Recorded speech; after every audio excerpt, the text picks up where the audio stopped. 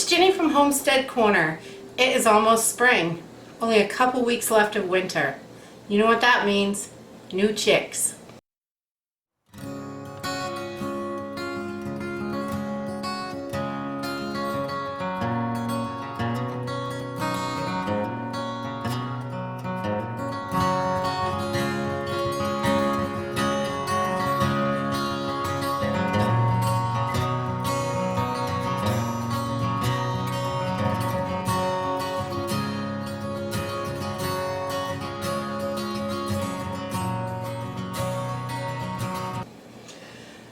So today I just wanted to share with you how we prepare for new chicks on our homestead.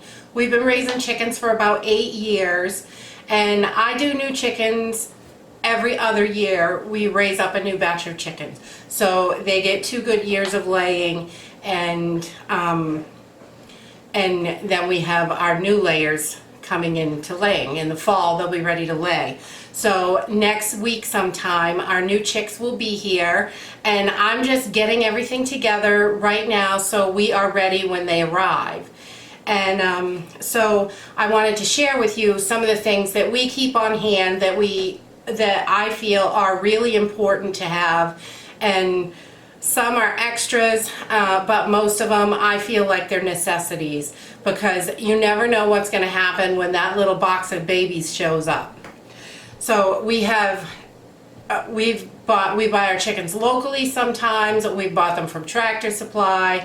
I've ordered them through the mail, and each time it has its own little differences. When you're ordering chicks through the mail, which is what I'm doing this time because the breed that I want is not available in our area, so they're going to be coming through the mail. So I want to make sure that I have everything ready and I'm prepared for this. So I always order a couple extra chicks more than I'm really planning on, because sometimes through the mail you lose a couple. You figure these little chicks are just born, they got shots, they're stuffed in a box and shipped off in the mail for a couple of days. They haven't even eaten yet when they arrive. So it's important to get them, be ready when they get here with fresh food and water for them. So I have my supplies here of things that I use and keep on hand for chicks. So obviously you're going to need a feeder and a waterer, and I have these little ones for the babies because I like these. And some people put stones down here in the bottom so the chicks don't drown. I don't do that. I've never had an issue with it.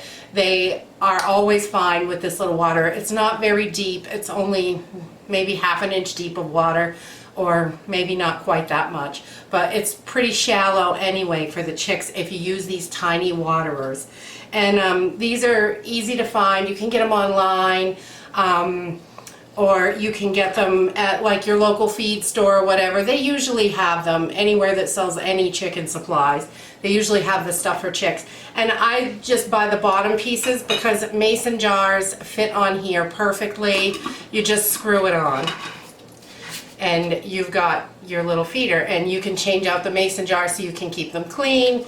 And they're really easy to use that way. And they also, on the feeder as well, they just screw right on. You can get them with the plastic, but I really prefer the mason jars, and we have scads and scads of mason jars. So the feeders are something that we always use, and these are just stuff that I have in the house. We always have these on hand. I have a couple more, but I usually start with just one of each, and then as they get a little bit bigger, because we normally raise between 12 and 15 chicks at a time, then we'll bump it up to 2 once they start eating more and stuff. And then so those are the feeders. And then we also always keep on hand like a little syringe. This is just a syringe. You can get these online, Tractor Supply, pretty much any farm store will have these. They don't have the needle on them. You have to buy the needle separate, and I don't use them for this anyway. I just have these, so if we get chicks in that do not take to the water right away, if I have to kind of force feed them a little bit, this is really easy to squirt some water in their little mouth. So this makes it really easy. So I just use a small one for this, and I don't always have to do it. I've only had to do it a couple of times over the course of 8 years, which is nice, and but they're really nice to have on hand just in case. And these are really inexpensive, and we keep them on hand all the time for our big chickens, for little chickens. We've raised sheep and goats and rabbits, all kinds of animals, alpacas, and we found that these are so handy to have in the home. So we always have these on our homestead, always. And I'll put some links in the description down below for all of this stuff. Everything I can find links for, I'll put them down below so you can check them out, and you can also check your local feed store if that's what you're looking to do. Another thing that I find really handy that we always keep is, like, I've got some gauze in here, but this is vet wrap, and I love this stuff. If you get a little chick with spraddle leg, this sticks to itself. It's really nice, it's stretchy, and you can kind of hold their legs together for a few days so you can get that corrected, hopefully. And but I love vet wrap.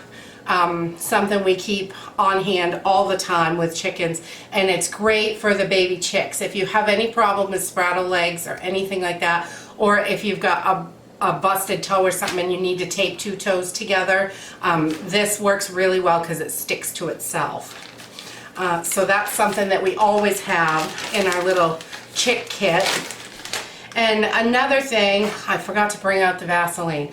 We keep petroleum jelly because a lot of times with babies, especially chicks that we've hatched ourselves, I haven't really had much problem with, or chicks that I bought locally I haven't had a problem with, but for some reason, chicks that come through the mail or like from your feed store, if you get chicks there, sometimes they'll get pasty butt. So Vaseline or a petroleum jelly is going to be very handy for that. You want to get that cleaned up right away, and I just use some Q-tips and some Vaseline. It helps get it off without plucking the little feathers out, and it also kind of coats the area, so when they go to the bathroom it'll fall away, and it just kind of clears up the whole issue with it sticking to their butt, because you don't want pasty butt. That's not fun. And then we have, just in case there any issue arises, this is something we always keep on the homestead, is Vetericyn. This, I swear by this stuff. We have put this on every animal we've had, I swear, and I just love it. It's a little pricey, but it's just wonderful. If you get any wounds or anything like that, they peck at each other, anything happens, this stuff is wonderful. And then one other item that I always keep on hand is Vetrx. This is all natural. You can get this all over the place, and it's for any kind of birds, ducks, geese, anything like that, game birds. It supports healthy respiratory, so if you have any issues with that, having this on hand can be super handy, and it's just a little couple drops in the water. So, and then we have, I did stop at Tractor Supply today because they're going to be here next week, and I wanted to make sure we had food in the house for them. And we buy these Save a Chick. It's probiotics, and they also have electrolytes. And usually the first day when they get here, that first gallon of water, I put some electrolytes in there just to get them going, because they haven't had anything for a few days, and this really helps boost them up. And then I switch them over to a few gallons of the probiotics. I like that, and that, you know, it's really good for their gut. And so this is just a nice healthy start for them, and we have had really great success, other than in that first 24-hour period when they arrive in the mail. I've had a few losses then, only 3 or 4 chicks I think over the years, but it's really sad. They're babies. It's so sad. So but this stuff really helps them, and I've never had an issue since we've been using this since we've been raising chickens. I was told about this by another person that raises chickens, so I made sure that I have it. And once you get your hands on those chickens, then they're going to be just fine if you get right to this. I swear by these things. I would not raise baby chickens without them, because this really helps give them that boost and get them going. And the next thing is the feed. I know this is kind of controversial. Some people swear by medicated feed, some people hate medicated feed. It's really a personal preference. I personally have, especially because the chicks are coming through the mail, I use medicated feed for those chicks. It just helps them, and I buy one 5-pound bag, and then I don't buy any more. That's all they get, no other medicated food for the rest of their life, because I'm going to eat their eggs when they grow up. And I really don't, I don't know, I feel safe with the medicated chick feed, and ManaPro is the brand that I have always used, and I trust this brand. There are other brands available. Purina makes one, and I think most of them make a medicated chick feed and a non-medicated chick feed. So, but you can go with whatever you're comfortable with, and I think that is the most important thing, is going on your comfort level.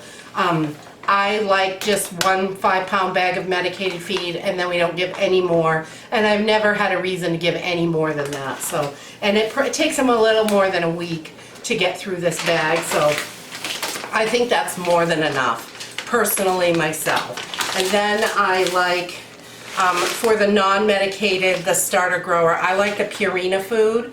I really like this one. This is a great non-medicated food. And so after this ManaPro bag is done, then this one kicks in. And I could have got the same Purina brand, but I'm used to this one, so this is the one I use. This is the one I trust. I've never tried the medicated Purina, but I'm sure it's good. But this is a really good little food. It's got 18% protein, so it really gives them a good start with the protein, and all the vitamins, minerals, and everything that they need are right in here. So, and then at about 1 week, 1 to 1.5 weeks, I start introducing some greens and some vegetables and things like that, because our chickens eat a lot of produce. I grow produce for them in the garden in the summertime, and they eat all of our scraps usually in the winter. And then at about 2 weeks old, we start the chick grit. This is another thing that this is look, from last time I raised chicks. I still got this bag. It goes a really long way, and this is just like a 2-pound bag or 5-pound bag. And it's just little teeny grit for them, because they're in a brooder. They're not getting any dirt or anything like that. They're not getting that stuff out of the dirt. So I do buy this for the chicks until, and we just use it until they go out to the coop, and then we don't use it anymore, because they got plenty of dirt to mess around in out there, and they're eating that stuff up like crazy. And then, let's see. The other thing, I always make sure I have got paper towels handy, because if you get pasty butt, these are great to go along with the Q-tips, cotton balls, anything like that.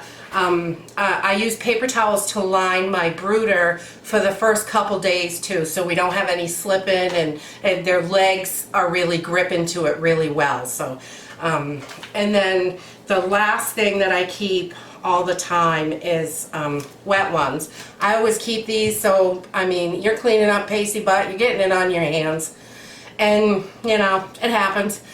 So I always keep these handy, so I can just wipe my hands off real quick if I have to grab something I'm not covered in it. So these are another must-have. And that is it.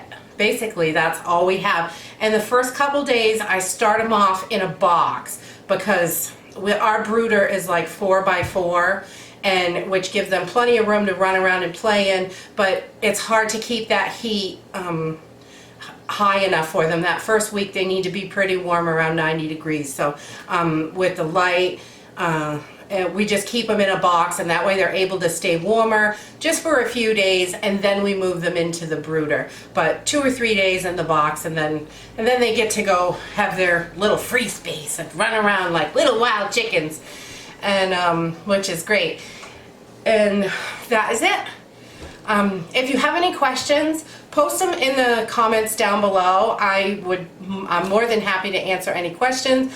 I'm not a professional, but I've been doing this for about 8 years, and I, have had a pretty good success rate with all these chickens. And that's it. If you like this video, give us a thumbs up, subscribe. We'll see you in the next video. Bye!